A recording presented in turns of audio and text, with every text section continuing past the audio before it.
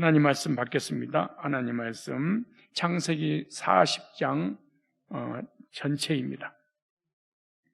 40장 1절부터 23절까지 오늘 본문을 통해서 섭리 속에서 살아가는 그리스도인의 삶이라는 제목입니다. 오늘 저와 여러분들이 가지고 있는 모든 삶의 문제들마다 해결받고 응답받는 회복의 은혜가 실제로 있기를 축복합니다. 인사하겠습니다. 우리 성도님은 복 받은 사람입니다. 시작. 한 번 더 하겠습니다.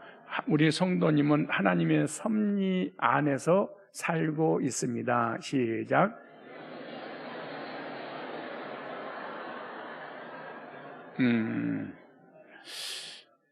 우리는 인생을 살면서 자기 자신에게 스스로 많은 질문을 던집니다. 왜 이런 일이 내게 일어났는가?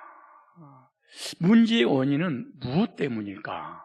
나는 복 받은 사람일까? 복 받을 사람일까?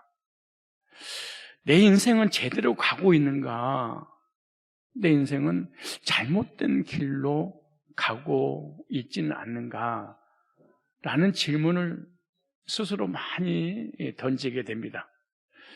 그런 사람은 눈에 보이는 결과로 자신과 타인을 평가를 합니다. 일이 잘 풀리면 하나님이 함께 하신다고 생각하고 나는 복 받은 사람이야. 저 사람도 복을 많이 받은 것 같아. 문제가 생기면 하나님이 멀어졌다고 느끼고 내가 저주 받은 것 같아. 저 사람도 저주 받은 거 아니야? 라는 결과를 보고 평가를 할 때가 참으로 많습니다. 그러나 성경은 전혀 다른 시선으로 우리에게 말씀하고 있습니다. 하나님은 결과보다 과정을 보시고 사건보다 사람을 보시며 환경이 아니라 하나님의 계획과 섭리 가운데 인생을 이끌어 가십니다. 오늘 본문의 요셉의 삶은 겉으로는 실패처럼 보입니다. 요셉의 인생을 성공자로 보는 사람은 아무도 없을 것입니다. 그러나 실패가 아니라 하나님의 섭리가 진행되는 과정입니다. 창세기 40장은 성공 이야기로 시작되지 않습니다. 요셉은 억울하게 감옥에 갇힌 인생이에요. 사람의 눈에는 실패의 자리고 인생 끝나는 자리고 회복된다는 것은 노예가 죄를 짓고 감옥에 들어갔기 때문에 세상으로 나온다는 것은 불가능한 일이다 라고 다들 평가를 했습니다. 그러나 성경은 요셉을 실패자라고 기록하지 않았습니다. 형들의 배신, 노예 생활, 억울한 누명, 감옥 생활, 이런 모든 이 상황과 환경을 요셉은 알지 못했지만 모두 하나님의 계획 속에 있었어요. 요셉은 몰라. 결과를 보고 요셉은 알게 됐지만 이런 상황을 하나님 펼칠까? 라는 생각을 하고 이 과정을 또 하나님이 이렇게 하셨어. 그래서 나 이 길을 가는 거야. 라는 이런 믿음을 가지고 이 과정을 거쳤다 그렇게 생각지는 않습니다. 겉으로 보면 불행의 연속이지만 웅덩이에 빠뜨렸는데 놀랍게도 물이 없었습니다. 보디발의 집으로 노예로 보내졌으며 감옥에서 왕의 간원들을 만나게 됩니다. 이거 실패로 보이는데 뭔가 어떤 대본에 의해서 어떤 각본에서 움직이는 그런 느낌이 듭니다. 웅덩이에 빠져서 죽어야 되는 물이 없었어요?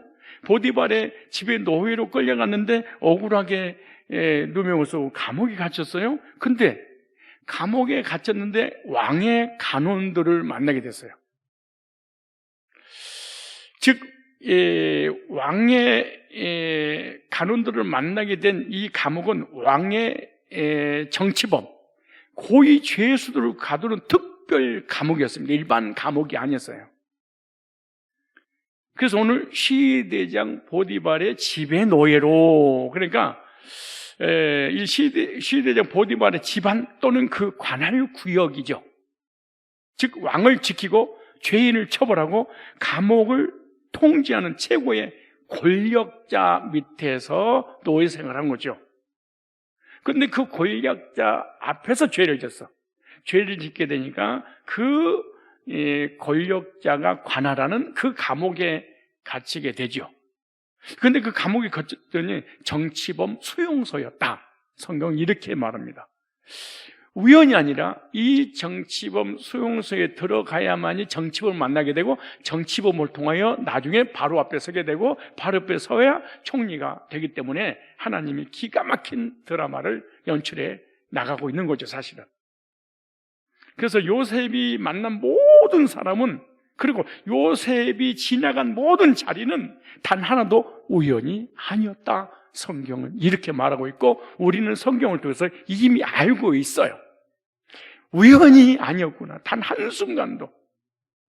움직이는 발걸음 한 걸음 한 걸음, 만나는 모든 사람들, 만났던 모든 장소들, 악한 사람이든 선한 사람이든 관계없이 우연이 아니었다.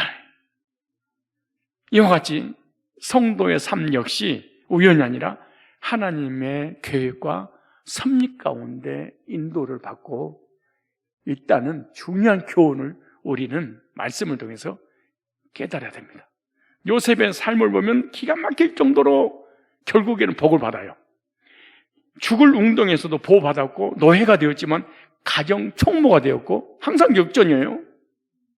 억울하게 감옥에 갇혔는데 사람들의 신뢰를 얻었고, 감옥에 만난 한 사람이 훗날 총리의 길을 열어주었어요. 그러니까 모든 사건은 흩어진 일이 아니라 하나님의 계획과 섭리 속에서 이어진 길이었어요. 이걸 그래서 하나님의 섭리 가운데 사는 그리스도인이라는 이 제목이 우연하게 붙여진 게 아니었다는 거잖아요. 오늘날 이와 같은 사람이 바로 있는데 누군 줄 아세요? 바로 너예요. 요셉과 같은 삶을 사는 인생의 주인공이 요셉이에요. 이 시대의 요셉이 누구예요? 아유, 반응 좋아. 그래서 결국에는 요셉이 복받은 것처럼 우리도 결국은 뭘 받아? 오, 그럼 우리는 내가 맨 처음 인사를 어떻게 시켜서요? 복받은 사람입니다. 복받을 사람입니다. 그렇게 믿어져야지 여러분 행복한 사람입니다. 그리고 복음 듣고 구원받은 하나님의 자녀가 되었다는 거 하나만으로 이미 진짜 이게 이거야. 우리 인생은 더 이상 우연 속에 있지 않습니다. 믿음의 삶을 해석하는 방식이 바로 인생을 결정하게 됩니다. 여러분의 인생의 행복이냐 불행이냐 어떠냐 해석을 멋지게 할 줄 아는 사람이 돼야 된다. 뭘 할 줄 알아? 해석을. 그래서 우리는 스스로 질문해야 됩니다. 나는 복 받은 사람이야. 나는 하나님 손 안에 있는 사람이야. 나의 인생은 실패가 아니라 과정이야. 지금 내가 실패 같은데요. 직장 간 것도 실패 같고요. 결혼한 것도 실패 같고요. 교회 성산교회 등록해서 신앙생활 하는 것도 실패 같고요. 내 주변의 모든 인생들에서 실패 같아요. 라고 하지 말고 과정이야. 시작. 과정이야. 옆 사람 인사하세요. 과정이야. 과정이야. 그래서 구원받은 성도는 결코 망하는 인생이 망한 것처럼 요셉은 정말로 망하는 것 같아. 그런데 항상 역전을 해. 환경은 흔들릴 수 있어도 하나님의 계획은 절대로 흔들리지 않습니다. 그러므로 오늘 질문을 던져야 됩니다. 하나님께 쓰임받는 사람은 어떻게 살아야 하는가? 성도의 삶에도 이해되지 않는 시간들이 있어요. 길이 막힌 것 같은데 시간이 마치 멈춘 것 같을 때, 2026년도 지긋지긋하게 안 가는 이 시간표, 힘드니까 안 가는 거야. 잘 나가면 금방 시간이 가버릴 텐데, 가정에서 결혼해서 행복하게 살면 금방 80 돼버려. 그럼 언제 간 거야 80이? 여보 어떻게 된 거야? 이제 사랑 막 시작한 것 같은데 이런 거야. 근데 가정이 힘들어, 고통스러워, 막 죽어버리고 싶은데 나이가 안 먹어져. 그 시간이 안 가. 막 그래. 인사하세요. 과정이야. 이유를 알 수 없는 상황을 만날 때가 있어. 진짜. 저달 보고 물어봐도 대답을 안 해. 하나님도 그냥 하늘문이 닫힌 느낌이 들어. 얘들 아무리 하려고 기도를 해도 다 답답하고 막 힘들어. 그러나 하나님을 믿는 사람의 삶에는, 인사하세요, 우연한 게 없답니다. 시작. 모든 순간은 하나님의 섭리 안에 있으며, 하나님은 사람을 준비하시고 목적을 향해 인도하고 계시는 그런 과정 속에 우리가 있는 거예요. 그래서 오늘 본문은 우리에게 이렇게 묻습니다. 하나님께 쓰임받는 사람은 어떤 삶을 살아야 하는가? 도대체 하나님 앞에 쓰임받는 사람, 하나님께 택함받은 사람은 어떤 삶을 살아야 되는가? 이것을 질문을 성경에서 우리에게 하고 있는 거죠. 이 질문을 가지고 요셉의 삶 속에 나타난 그리스도의 삶의 원리를 함께 살펴보려고 합니다. 살펴볼까요? 첫째, 살아계신 전능하신 하나님만 신뢰하는 삶이에요, 요셉은. 그렇다면 어느 그리스도인들도 전능하신 하나님만 신뢰하는 삶을 살아라. 이것이 하나님의 택자들의 삶이요, 건강한 삶이요, 그리스도인의 삶입니다. 왜냐하면 오늘 40장 1절로 23절에 보면 감옥에 함께 갇혀있던 술 맡은 간원장과 떡 맡은 간원장이 꿈을 꾸고 난 다음에 이 해몽을 해줄 자가 없다, 이 해몽 좀 해주라 라고 요셉에게 부탁을 합니다. 근데 요셉이 내가 해석해 주겠습니다 이러지 않고, 꿈의 해석은 하나님께 씁니다, 문제 해결은 하나님께 씁니다, 이렇게 고백을 해. 얼마나 멋진 젊은입니까? 얼마나 멋있는 그리스도입니까? 창세기 40장 8절에 하나님께 있지 아니하니까, 하나님을 의뢰하는 삶이에요. 여기서 하나님께 있다 이 표현은 단순한 단어가 아닙니다. 즉 요셉의 고백은 나는 해석자가 아닙니다, 하나님이 내 인생의 해석자요 해답이십니다. 그리고 하나님을 의뢰하도록 만들어. 이게 그리스도인이고 이게 믿음의 사람이에요. 하나님의 사람의 특징이 뭐예요? 하나님만 의뢰하는 삶이야. 술 맡은 이 간원과 떡 맡은 간원이 꿈의 해석을 묻자 요셉은 자신을 드러내지 않아 하나님을 그 순간 불신자들 앞에 딱 드러내. 내가 해석하겠습니다 그런 게 아니고 하나님만이 해석할 수 있습니다. 다니엘도 그렇죠. 느부갓네살 왕의 꿈을 꾸고 그 꿈을 해석해달라고 할 때 다니엘서 2장 28절에 하늘에 계신 하나님이 은밀한 것을 나타내시니라 하나님께 있습니다. 다니엘서 2장 30절에 내게 이 은밀한 것을 나타내시면 내 지혜가 다른 사람보다 나은 것이, 내가 지혜로운 자가 아니에요, 딴 사람보다 똑똑하지도 않아요 이래. 오직 이 해석을 왕께 알려서 왕의 마음의 생각을 알게 하려 하십니다. 그러니까 무슨 말이에요? 하나님의 계시로 되는 것이지 내 능력으로 되지 않습니다. 하나님을 드러내는 거예요. 하나님을 신뢰하는 거예요. 그래서 하나님의 사람은 자기 자신의 지혜나 능력에 의뢰하지 않고 하나님을 의뢰하는 사람이 하나님의 사람입니다. 여러분의 힘은 어디서 나옵니까? 뭐 생각하고 고민할 것도 없어요. 금방 나올 수 있어야죠. 사람은 쉽게 힘의 근원을 착각합니다. 예를 들어서 돈을 힘으로 생각을 하는 거예요. 힘이 돈에서 나온 줄 알아.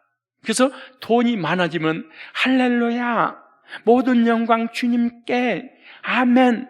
그리고 다 하나님의 뜻과 계획과 섭리가 있어요. 힘내세요. 왜? 돈 있으면 그러는 거야.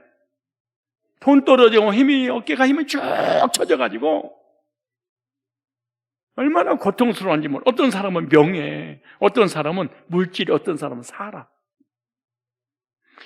사람이나 물질이나 명예나 돈을 힘으로 삼는 자, 그리스도인의 삶이 아니에요. 아주 불행한 삶이에요. 그리고 그 주변 사람도 참으로 불행해요. 이건 전혀 믿음이 없는 불신자의 삶이다, 이렇게 생각하시면 돼. 이것들이 힘처럼 보이지만 위기의 순간에는 다 무너져 버려요. 무슨 말이냐? 돈을 쥐어줘도 마음에 힘이 생기지 않는 이유는 힘의 근원이 잘못됐기 때문에 그러는 거예요. 힘의 근원이 잘못되면 많은 것을 소유해도 힘이 나지 않아요. 많은 것을 가져도 힘이 나지 않아요. 옛날보다 지금이 더 좋아져도 힘이 나지 않아요. 왜? 힘의 근원을 잘못 설정해서 그런 거예요. 그러나 하나님이 힘이 되실 때만 우리의 심령과 우리의 영혼은 흔들리지 않습니다. 이걸 그리스도인의 삶입니다. 환경이 변해서 믿는 것이 아니라 환경과 상관없이 하나님을 기대할 줄 아는 사람, 하나님을 신뢰하고 하나님을 의리하고 하나님을 드러낼 줄 아는 사람, 환경과 상황과 전혀 관계없이 어떤 위기의 순간에도 하나님을 드러내는 그리스도인들. 하나님은 하나님만 의리하는 사람을 통해서 역사를 하십니다. 시편 16편 8절 보니까 내가 여호와를 항상 내 앞에 모시며, 여러분 앞에는 누구로 모셨나요? 돈인가요? 명예인가요? 물질인가요? 권세인가요? 남편인가요? 아내인가요? 나의 힘이 되신 내 남편이요, 나의 힘이 되신 명예요, 물질이요, 권세요, 사람이요, 정말로 힘없이 살아가요.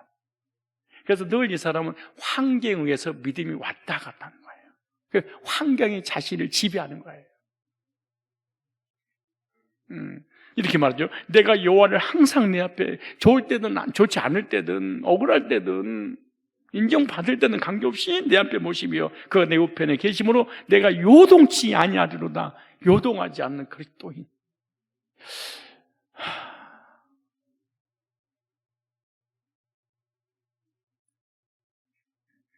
하나님을 의뢰하지 않을 때 나타나는 모습이 뭘까요?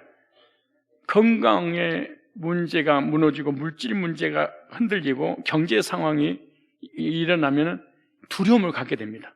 사람과의 관계가 오면 바로 무너져 버립니다.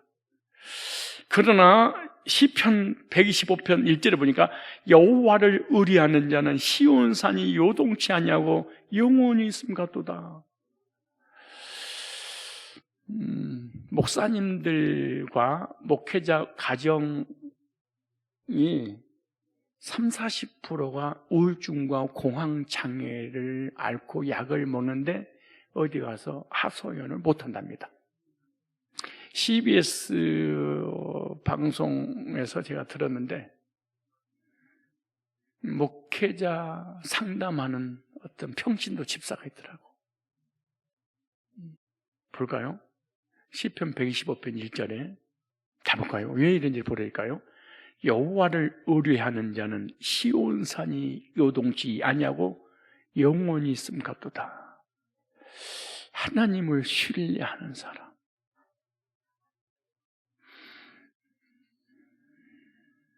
왜 우리가 무너질까요? 돈 때문에 그런 거예요. 왜 우리가 무너질까요? 사업 때문이야. 왜 우리가 무너질까요? 재물 때문이야. 왜 우리가 무너질까요? 남편 때문이야. 왜 우리가 무너질까요? 아내 때문이야. 왜요? 하나님을 의지하지 않고 움직이는 것을 의지해서 그래. 그래서 출애굽기 14장 13절에 두려워하지 말고 가만히 서서 여호와께서도 오늘 너희를 위하여 행하시는 구원을 보라. 성도는 이미 복 받은 사람들이야. 근데 언제부터 복을 받았냐? 창세 전부터 받았어. 영원 전부터 복을 받아서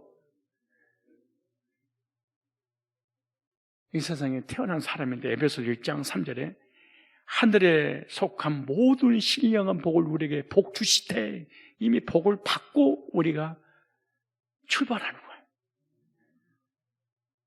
그러므로 그리스도인의 삶에 어려움이 와도 그 끝은 복으로 반드시 연결이 됩니다. 뭐하고 연결이 돼요? 복하고. 그러므로 하나님을 전폭적으로 의뢰하고 있는가? 성경은 우리에게 질문합니다.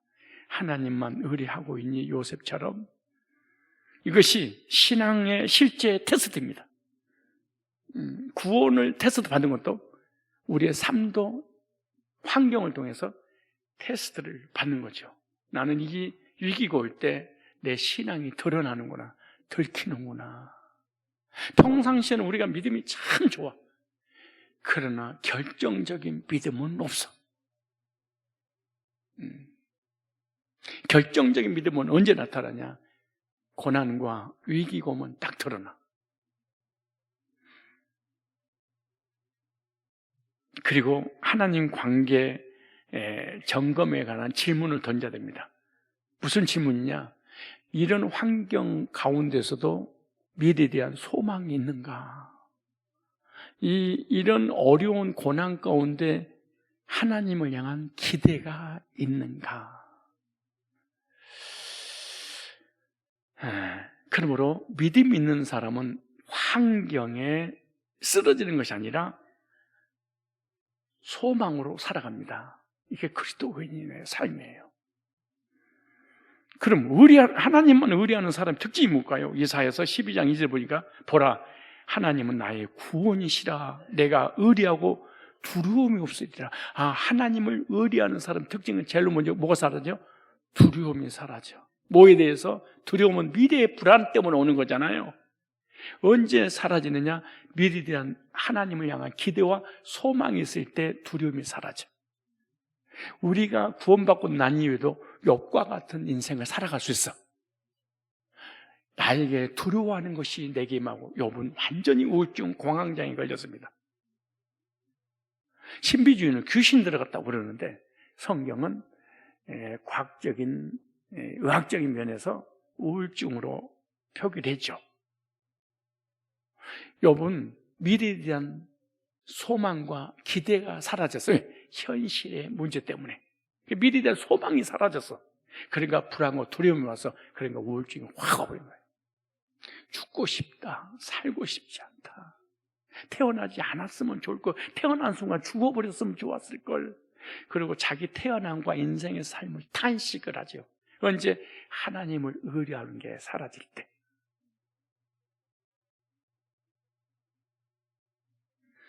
요셉은 감옥에서도 여호와는 나의 힘이라는 신앙을 절대 잃지 않았습니다. 바울도 감옥에서 내일 당장 죽는데 죽음의 그 순간에도 하나님을 찬미했다, 이렇게 말합니다.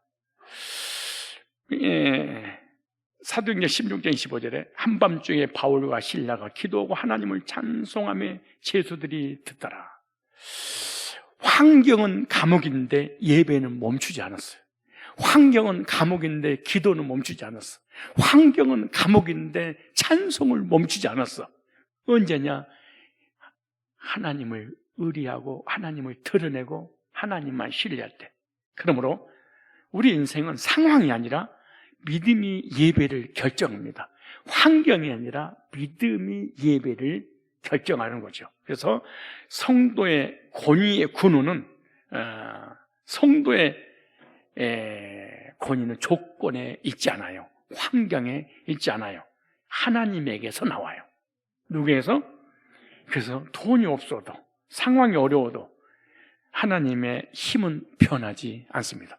그러나 돈과 명예와 물질과 사랑과 권세는 힘을 금방 잃어버리게 만듭니다. 힘의 근원이 아니에요. 그래서 시편 112편 7절에 보니까 여호와를 의리하고 그 믿음을 굳게 정하여도다. 우리들도 한번 정해볼래요? 시편 112편 7절을 읽고 읽어봅시다. 시작. 그는 흉한 소식을 두려워하지 아니하며, 이게 뭐 전쟁의 소식, 이란과 이스라엘과 미국과의 전쟁이 끝나면은 북한을 치면은 북한이 한국을 치고, 한국을 치면 중국이 대만을 치고, 대만을 치면 일본과 아시아가 연합해서 3차, 이게 전부 다 유튜브는 전부 다 그런 얘기야. 우리 개인적으로는 흉한 소식이 뭐예요? 경제적으로 막 밑바닥이 되는데, 오늘 병원에 갔더니 진찰을 받아보더니 암 9일에 속에서 구더기가 바글바글 끓고 있대. 이 흉한 소식이잖아 이게. 근데 두려워하지 아니하며, 이게 여호와를 의리하고 그 마음을 굳게 정하였도다. 이 말씀을 듣는 순간에 소름이, 전율이 쫙 와야 돼. 세상의 소리, 마귀의 소리, 사람의 소리, 가슴이 막 두근두근거려, 막. 그러나 하나님을 의리하는 자는 하나님께서 약속하신 복이 있어요. 예레미야 17장을 볼까요? 7절로 8절에 한번 띄워주세요. 예레미야 17장 7절로 8절에 시작. 그러나 물은 여호와를 의지하며 여호와를 의리하는 그 사람은 복을 받을 것이라. 8절 시작. 그는 물가에 심기운 나무가 그 뿌리를 강변에 뻗치고 더위가 올지라도 두려워 아니하며 그 입이 청청하며 가무는 해에도 걱정이 없고 결실이 그치지 아니함 같으리라. 누구 의리하면? 하나님만 의리하면.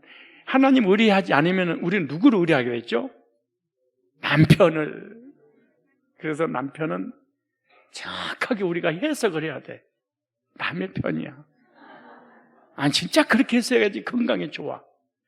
왜 남의 편이냐? 아침에 출근했다가 잠잘 때 기 들어와. 밥 먹자, 자자, 갔다 올게.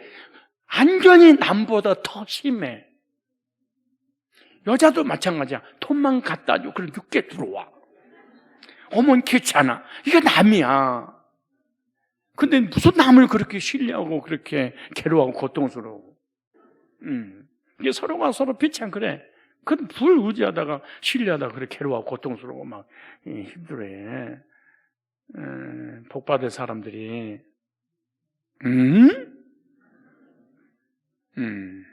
근데 그 다음 읽어보세요. 사람을 의리하는 사람 어떻게 되는가? 자, 예레미야 17장 5절인가요? 자, 시작. 나 여호와가 이같이 말하노라. 무릇 사람을 믿으며 혈육으로 그 권력을 삼고 마음이 여호와께서 떠난 그 사람은 불행해야지. 그 불행한 거 어떻게 할 수 있냐? 여러분 지금 얼굴 보면 나는 너무 알아.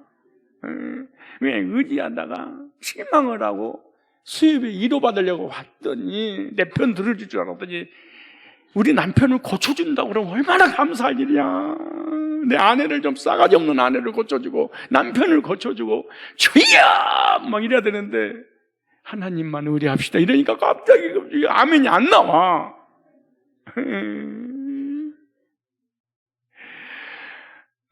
시편 37편 3절에 여호와를 의리하라 그러죠. 시편 91편 9절로 6절을 보니까 여호와를 피난처로 삼는 자에게 재앙이 가까이 오지 못하리라. 하나님을 피난처로, 여러분 여호와를 피난처로 삼읍시다. 난 이 말씀을 준비하면서 막 믿음이 생기는 거 있지. 막 믿음이 그 신기하더라고. 성경을 읽고 성경을 연구하는데 막 믿음이 생겨. 그래서 갑자기 이런 여러 가지 사건, 환경이 어려움이 있어도 불구하고 평안한 생각이 들더라고. 성경이 그렇다는 얘기지. 무슨 여러분에게 어떻게 그런 요구를 할 수 있겠어, 내가. 말도 안 되는 일이지. 나는 목회자니까 어쩔 수 없어. 읽어줘야지. 그런 선택에 하나님만 나의 힘으로 삼고 어디할 것인가? 미래에 대한 기대와 소망이 있는가? 좋아! 응? 나도 한번 목사님 믿는 하나님, 나도 한번 신뢰 해보겠어. 되는가 안 되는가? 여호와를 피난처로 삼는 자에게는 재앙이 안 온대 나한테. 여러분 가려려고 남편을 그렇고 돈을 명예를 권력을 가려고 내 새끼를 소망으로 삼고 행복하지 않아요. 우리 인간은 절대 행복하지 않아요. 하나님을 위한 사람은 환경을 바라보는 것이 아니라 하나님을 바라봅니다. 상황이 아니라 하나님의 약속 위에 섭니다. 꼭 그런 사람 되시기를 축복합니다. 과정입니다. 결과는 반드시 복을 받습니다. 왜냐하면 우리는 성경을 통해서 이미 알고 있어. 우리는 요셉은 몰라. 근데 나는 알아. 왜? 요셉의 스토리를 우리는 한눈에 쫙 1년 동안 배고했거든. 하면 그만해도 돼. 요셉에 대해서는 왜 계속하냐? 안 믿으니까 믿을 때까지 하는 거지. 두 번째, 하나님의 뜻을 전하는 삶입니다. 누구 뜻을? 요셉은 하나님의 뜻을 그대로 전했습니다. 40장 12절 이하에 보면 요셉은 감옥에서 두 간원의 꿈을 해석하지요. 이 장면은 단순한 꿈 해몽 이야기가 아니라 하나님의 사람이 어떻게 말씀을 전하는 걸 보여주는 거예요. 말씀 전하는 원리를 보여주고 있는 거지. 그래서 요셉의 꿈 해석을 하나님께 돌렸습니다. 먼저 창세기 40장 12절 13절이니까 술 맡은 간원의 꿈을 해석하는데 사흘 안에 복귀해서 왕을 섬기게 될 겁니다 라고 해석을 해. 근데 문자 그대로 해석했고 문자 그대로 성취됐어. 비유풀이한 게 아니에요. 알레고리가 아니에요. 신천지식으로 해석은 절대 안 되는 거예요. 보세요. 요셉이 그 이를 때 해석이 이러하니 세 가지 가지는 사흘이라. 지금부터 사흘 안에 바로가 당신의 머리를 들고 당신을 복직시켜서 당신의 전직을 회복시키더니 당신이 전에 술 맡은 간원으로 있을 때와 같이 바로의 잔을 그 손에 받들게 되리다. 떡 맡은 간원장이 그 말을 듣고 오늘 본문에 보면 숨이 헐떡거리면서 기대하면서 무슨 나도 꿈을 꿨는데 나는 어떻게 될까요? 그럴 때 당신도 좋은 일이 있을 겁니다. 이래야 될 거 아니에요. 정치 범위이기 때문에 40장 18절 19절 이렇게 말합니다.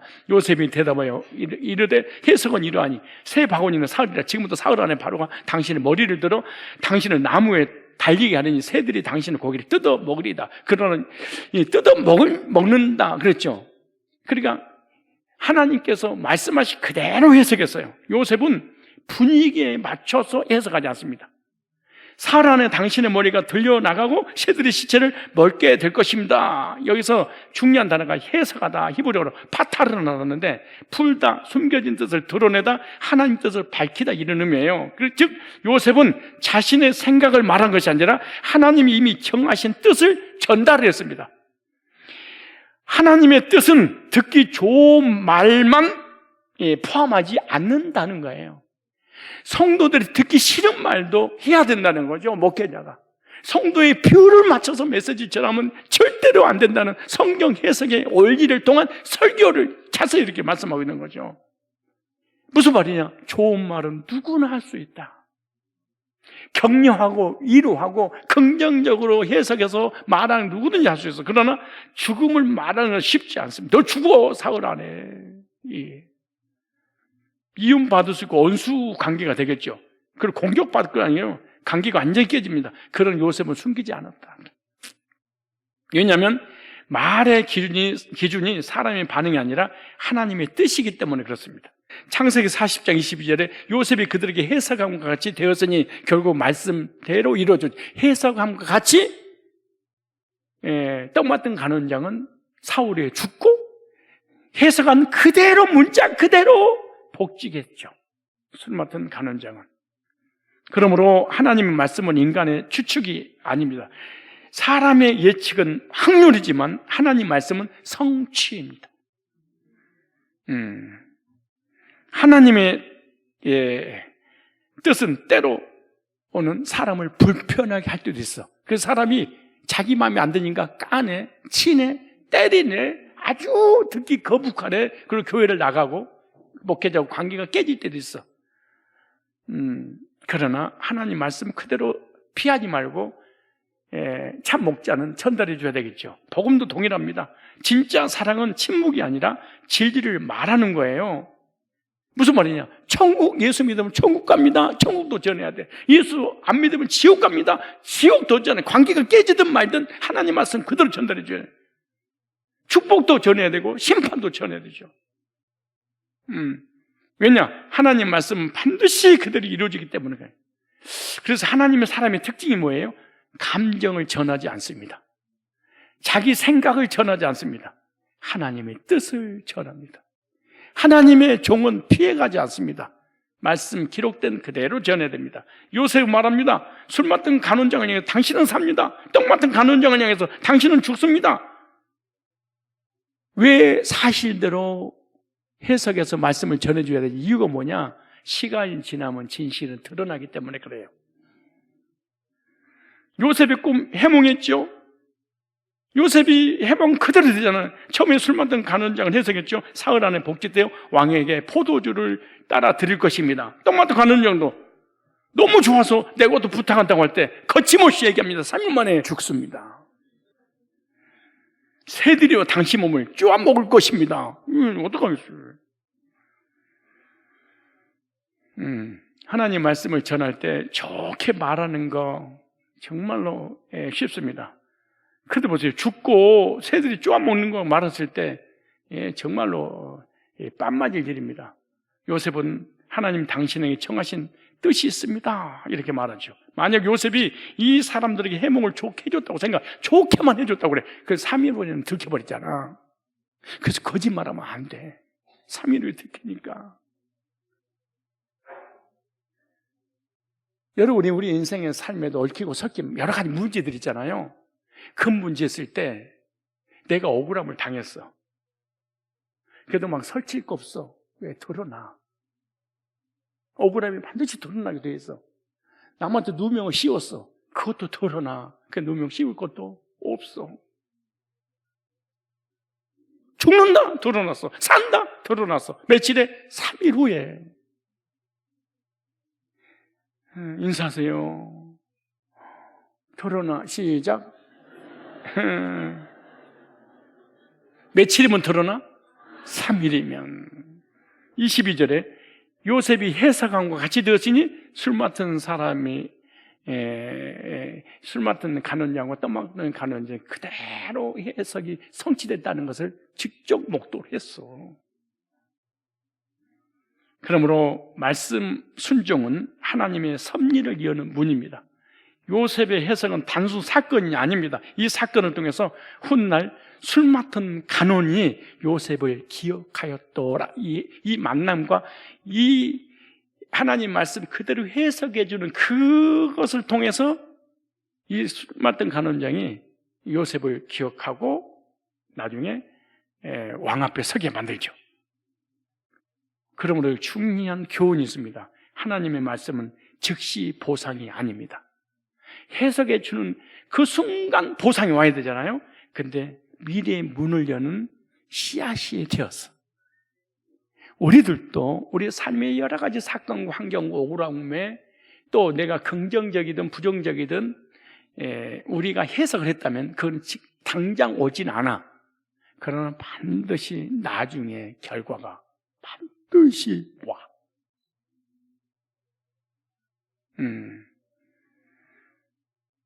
그래서 요셉의 삶은 성도의 신앙생활의 모델입니다. 무슨 모델이냐? 요셉은 노예였지만 망하지 않았다. 왜냐하면 하나님의 뜻 안에 있었기 때문이다. 오늘 구원받은 성도도 동일합니다. 환경이 우리를 결정하지 않고 하나님의 계획의 인생을 바꿔주십니다. 하나님의 사람은 사람의 기분을 살피는 사람이 아니라 하나님의 뜻을 전하는 사람이 하나님의 사람입니다. 요셉의 삶은 하나님의 사람이 어떻게 살아야 하는지를 자세히 보여줍니다. 하나님을 전폭적으로 의뢰하고 하나님의 중심으로 살며 하나님 뜻을 담대히 전하는 삶, 이 삶이 바로 그리스도인으로서 하나님 앞에 쓰임받는 삶이에요. 왜 내가 쓰임받지 않느냐? 이런 삶을 살지 않으니까 하나님이 절대 그 사람을 안 써요. 쉽게 실망하고 쉽게 쉽게 낙심하고 쉽게 쓰러지고 너무 쉽게 돈, 명예, 물질을 의지하는 사람, 하나님 그 사람 절대 안 써요. 그리고 본인도 하나님 쓰시지 않을 것을 본인도 사실 알아요. 그리고 쓰다가 나중에 또 버림받아 버려요. 쓰는데 어떻게 쓰임받냐? 악역으로 사이드에서 잠깐 쓰임받아. 하나님 안 써요. 절대로 망하지 않는 요셉은 오늘 구원받은 성도들의 모습을 그대로 보여주고 있습니다. 요셉과 같은 삶을 통해서 하나님의 섭리가 놀라운 역사로 펼쳐지듯이 저와 여러분이 요셉과 같은 믿음으로 우리의 삶을 산다면 하나님 능력과 역사가 나타날 줄로 믿습니다. 요셉의 삶은 하나님의 사람이 어떻게 사는가를 보여주는 본보기가 되었다라고 합니다. 하나님만 전폭적으로 의뢰하고 하나님의 중심으로 하나님 뜻을 전하며 삶을 살 때 요셉이 과정을 거쳐 결과가 반드시 복으로 하나님 보상해 준 것처럼 우리들도 그렇게 보상해 줄 줄로 믿습니다. 세 번째도 중요합니다. 요셉은 죄수였지만 죄수를 섬겼습니다. 이런 능력자가 있을까요? 사형수가 섬겼습니다. 너무 없고 힘든 사람이 자기도 힘든데 힘든 사람을 섬겼습니다. 창세기 40장 6절로 7절 볼까요? 아침에 요셉이 들어가 보니 그들에게 근심의 빛이 있는지라. 어찌하여 오늘 당신들의 얼굴에 근심의 빛이 있나이까? 같은 죄수였는데 다른 삶을 살았어.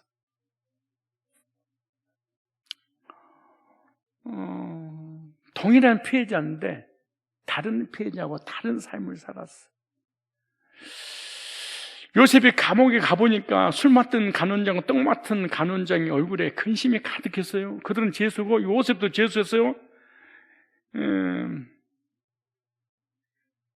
같은 죄수였으면 이렇게, 같은 사람이었으면 이렇게 말해야 되잖아요. 나는 나고 너는 너야. 네 문제는 네 문제고 내 문제는 내 문제. 네 문제는 네가 해야 되고 내 문제는 내가 해야 돼. 네 밥은 네가 먹고 내 밥은 내가 먹어야 돼. 무슨 말이야? 내 인생도 힘든데 남의 인생을 내가 신경 쓸 여력이 있냐? 네 밥그릇이나 챙겨. 내 밥그릇이나 챙길 거야. 거의 10명 중에 9명은 그렇습니다, 사실은. 그런 요셉은 달랐어요. 그는 먼저 상대의 얼굴을 보았어. 자기 자신을 봐야 되는데 자기 자신의 어려운 환경을 보지 않고 상대방의 어려운 환경을 봐서 얼마나 힘들까 저 사람이.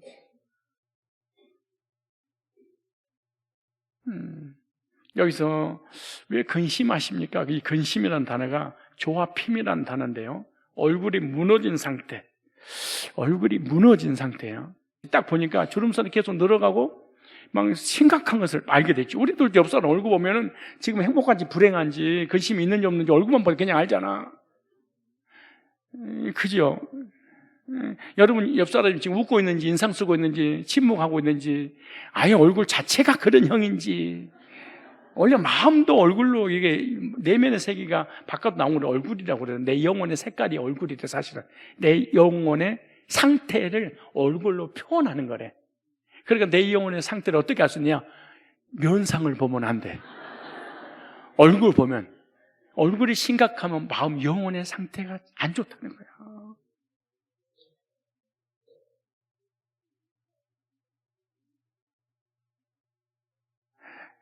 이제 우리가 은혜가 있든 없든 간에 표정 관리 하게 될 것 같아.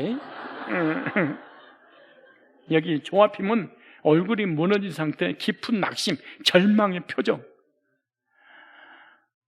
이런 모습이야. 옆 사람은 자기 자신도 그런 상태잖아. 근데 절망하고 얼굴이 무너져서 낙심해서 인생을 포기할 정도로 고통스러운 상태에 있었을 때 그쪽에서 나를 볼 때 너는 나보다 더 심한 놈인데 나는 줄이라도 있지 넌 줄도 없는 놈인데 어디 줄도 없는 놈이 줄 있는 나에게 뭐 때문에 근심하세요? 상담해주고 있어. 이야, 진짜 이런 사람이 몇 명이 될까요? 둘이 똑같이 문에 떠나가는데 떠내려가고 있는 그 사람을 지가 아니 건져주려고 몸부림치고 있는 거야. 같이 떠내려가면서 같이 망해가면서 같이 저주받은 인생인데 요셉은 자신의 고통보다 타인의 마음을 먼저 볼 줄 아는 사람이었어요. 와, 진짜 요셉은 정말 멋진 상담자입니다.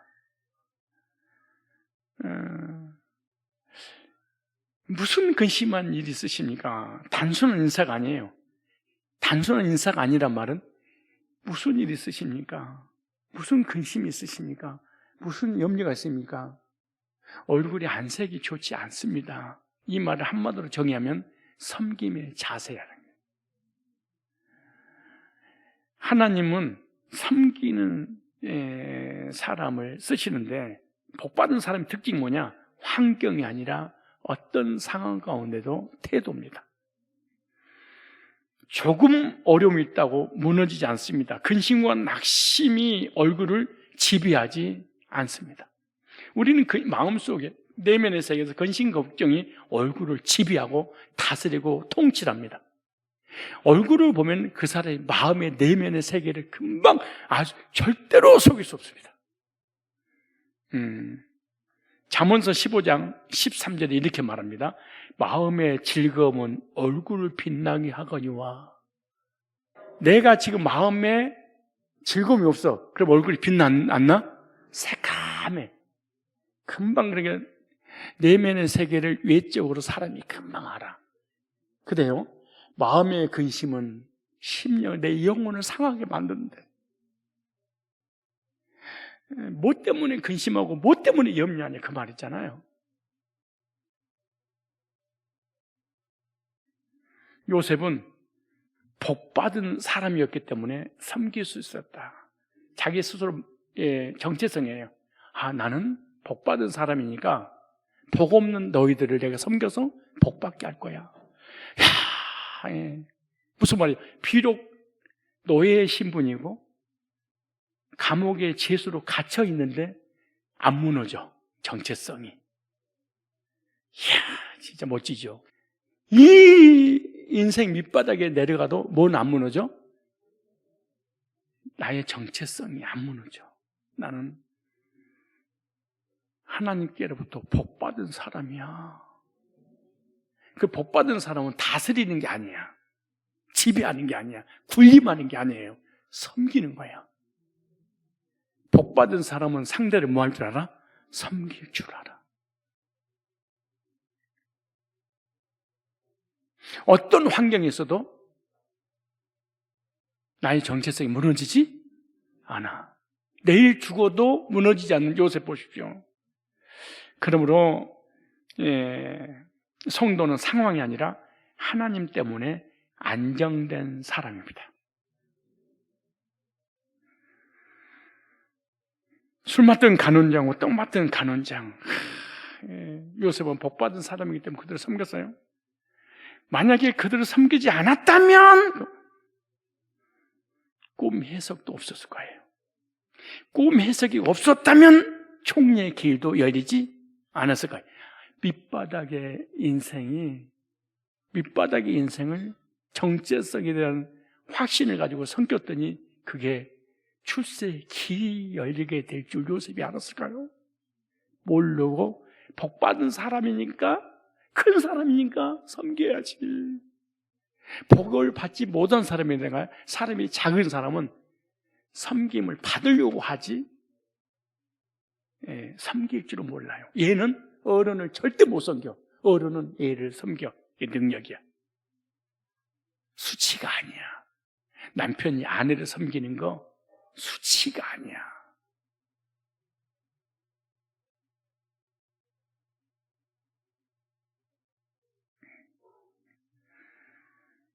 따라서 합시다. 섬김이 하나님의 역사의 시작이다. 이 섬김으로부터 하나님의 역사가 시작을 해. 얼마나 놀라운 일이야. 집에서도 부모가 자녀 섬기면 끝이야. 근데 절대로 부모가 군림하고 인정받고 효도받으려고 하지 섬기려고 하지 않아.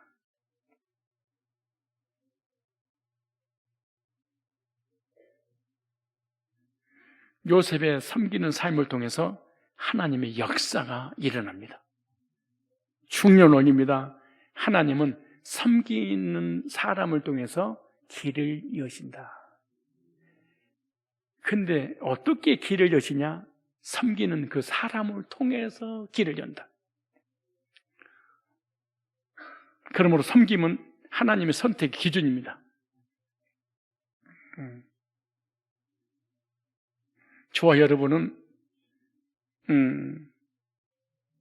섬길 줄 아는 그리스도인 되시기 바랍니다. 하나님은 사람을 찾을 때 예모나 실력이나 가문이나 지식이나 능력 있는 사람은 먼저 찾지 않습니다. 섬길 줄 아는 사람을 먼저 선택해서 하나님이 길을 여시고 쓰십니다. 예수님도 섬기러 왔노라. 예수님 하나님이시잖아요. 겸손한 섬김의 모델이 뭔 줄 아십니까? 요한복음 13장 14절 15절에 내가 주와 선생이 되어 너희 발을 씻었으니 너희도 서로 발을 씻어주는 것이 옳으니라. 우리는 다 돼. 근데 이건 안 돼. 섬김이 안 돼. 세족식의 의미가 뭐예요? 섬김이잖아요. 언제 섬기는 거예요? 당신이 나보다 낫습니다. 이게 섬겨야 돼. 우리는 설교도 잘 듣고 많이 적어. 그러나 하나도 행동에 옮기지는 않아. 그러므로 아무 역사가 일어나지 않고 여전히 근심과 걱정과 염려 가운데 살아가. 따라서 합시다. 섬김이란 말이 아니라 실천하는 것이다. 섬길 때 어떻게 섬기느냐? 사랑으로 섬기는 거예요. 이거 다 사랑의 종이다. 갈라디아서 5장 13절에 오직 사랑으로 서로 종노릇 하라. 그러므로 섬김은 낮아짐이 아니라 하나님의 방식으로 높아지는 길이에요. 높아지고 싶니? 섬겨라. 섬김은 받으면 반드시 낮아지리라. 그러므로 하나님은 종노릇 하는 사람을 통해서 역사를 일으켜 나가는데 세상은 말합니다. 내가 네 종이냐? 어쩌면 그 세계 공통어. 불신자의 하는 말. 무슨 일만 시키면 내가 네 종이야? 예수님 말씀합니다. 내가 너의 종이니라. 섬기러 왔다. 눈물 날 일이죠. 창조주가 피조물을 섬기러 왔노라. 얼마나 섬겼냐? 십자가에 죽을 정도로 섬겼어. 근데 우리는 안 섬겨. 부부끼리도 한번 섬겨볼래요? 성도끼리 한번 섬겨볼래요? 가족끼리 먼저 섬겨볼래요?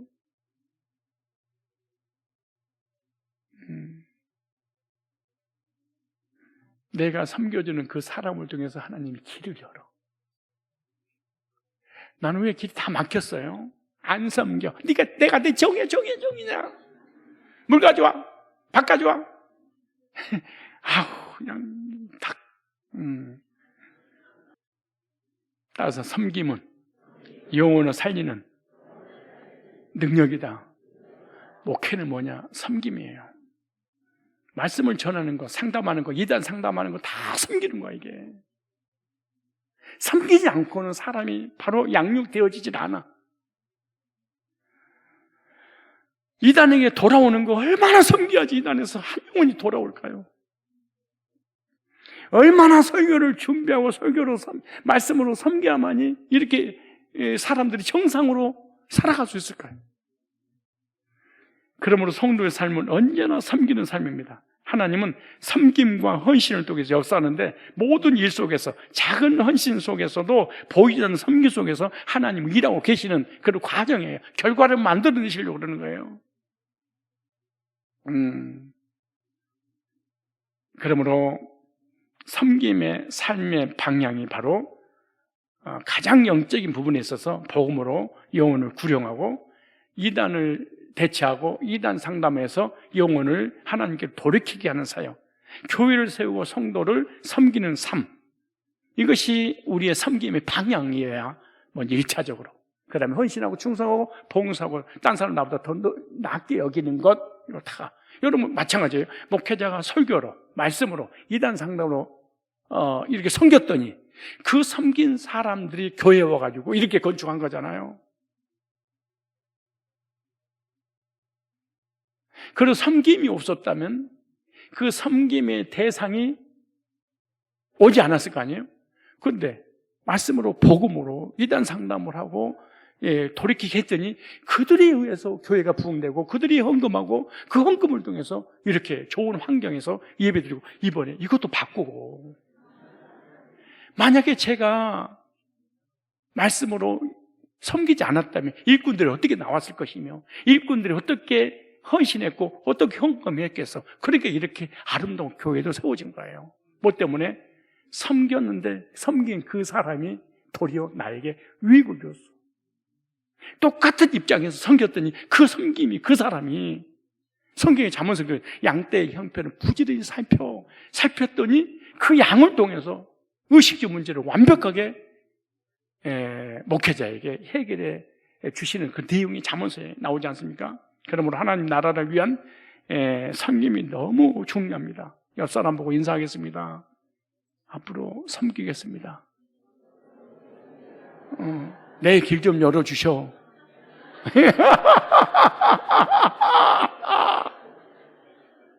이런 의도를 가지고 섬기면 된다, 안 된다? 안 된다. 목회자가 복음 전해서 이 영혼이 구원받으면 헌금해가지고 교회 큰 키워야지. 이런 싹군이야. 아무 조건 없이 섬겼더니 그냥 그가 내가 헌신해도 되겠습니까? 헌금해도 되겠습니까? 거충헌금 이번에 10억 하려고 그러는데 어떻게 생각하세요? 그냥 해, 괜찮아. 이렇게 스스로 해야 자발적으로 하기야지. 인사하세요. 앞으로 잘 섬기겠습니다. 시작. 길 좀 터주세요. 이렇게 하면 안 돼. 그리고 여버려는 주변에 있는 사람이 다 복덩어리야. 내가 복받을 길을 이런 의도를 가지고 해서는 안 되지만 성경적으로 결과를 요셉이 상담해줬고 섬겼더니 그 사람이 자기를 총리의 길을 열어버렸잖아. 만남의 복을 열었잖아.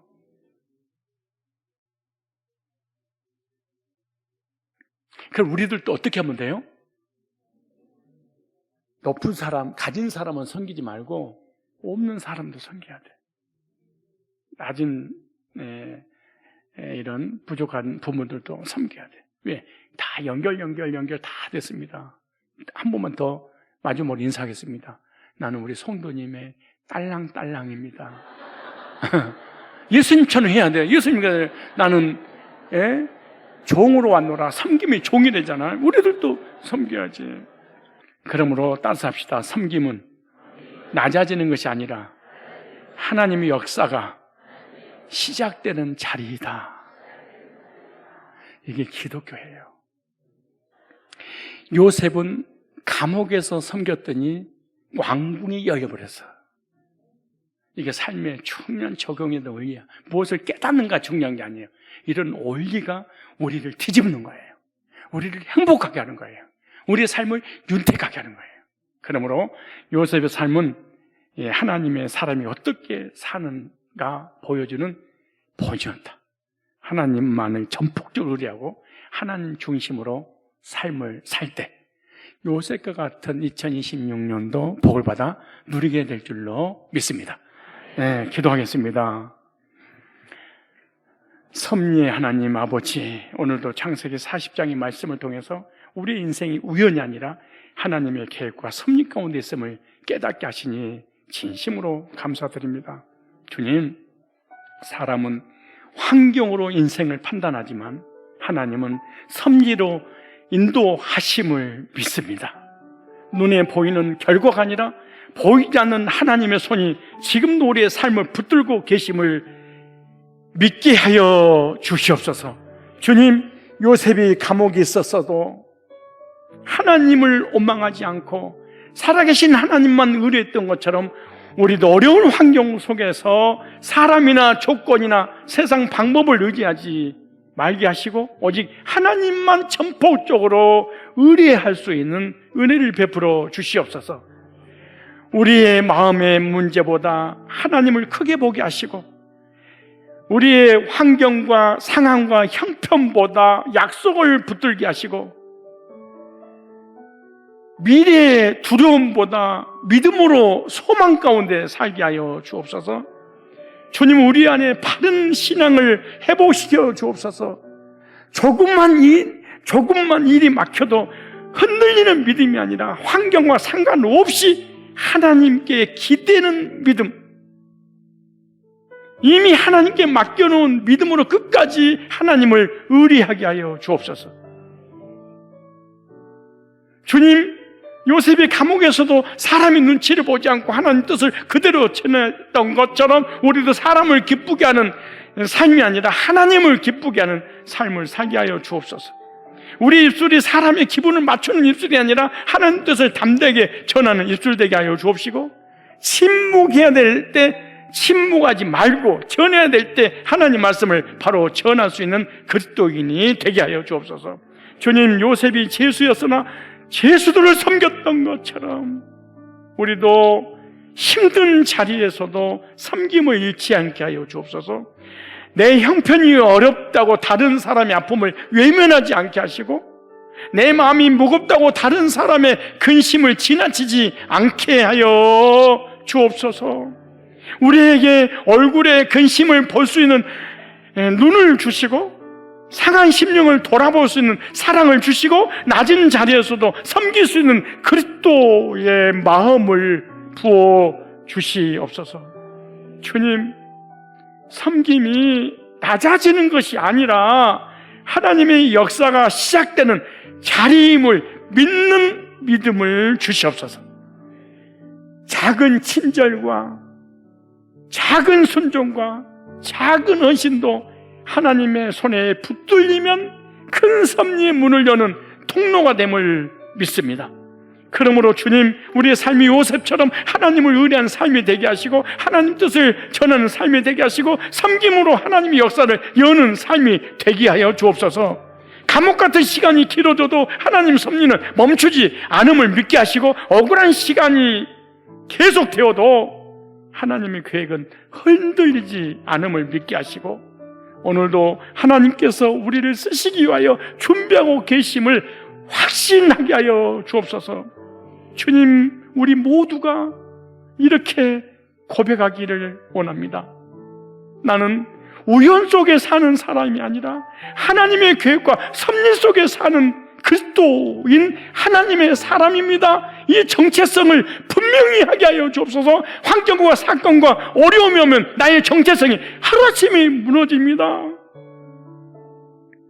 요셉은 인생 밑바닥에 노예로 팔려가서 그것도 고통스러운데 억울하게 눈물까지 있어서 감옥에 들어가서 감옥 생활을 했었지만 정체성은 언제 어디서나 흔들리지 않았습니다.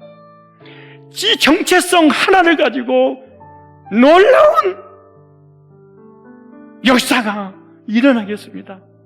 주님, 가정의 문제, 직장의 문제, 물질의 문제, 사람의 문제, 환경의 문제로 인하여 정체성 무너지지 않게 하여 주옵소서.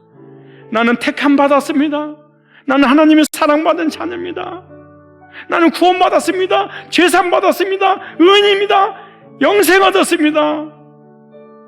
세상 끝날까지 하나님이 나와 함께 하십니다 라고 하는 이 분명한 신분에 대한 정체성을 가지고 섬김의 자리에서 연약하고 나약한 힘든 사람들을 섬김으로 하나님의 놀라운 뜻이 열리는 그런 역사가 일어나게 하여 주시옵소서.